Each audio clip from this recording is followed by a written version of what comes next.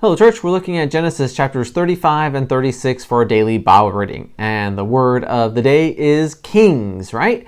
And so because what you're going to start reading here is a promise from God, and then we got a long list of names and genealogies. And so it's just amazing that here in this point in Genesis, God is reaffirming, even predicting what is not going to happen for hundreds, and then even thousands of years, right? That at this point, Israel is still just a small kind of clan of families, really just Jacob and his families and his sons. We're going to see how they kind of continue to grow.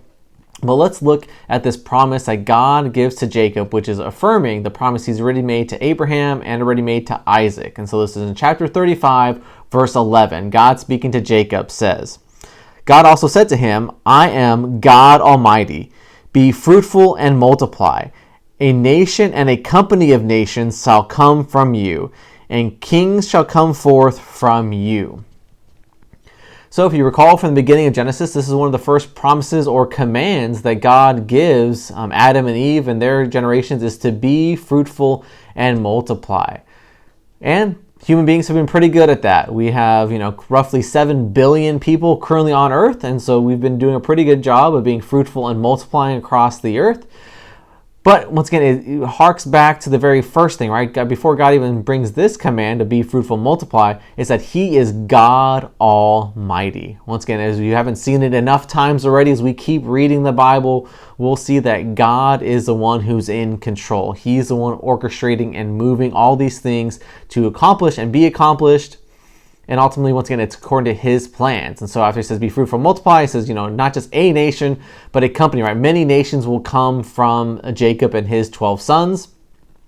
But then ultimately that a king, and not only just one king, kings, plural, will come.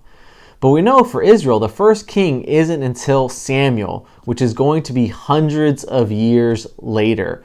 And so once again, it's got to be an interesting thing for Jacob to hear that his line is going to have kings when no king will show up for a very long time.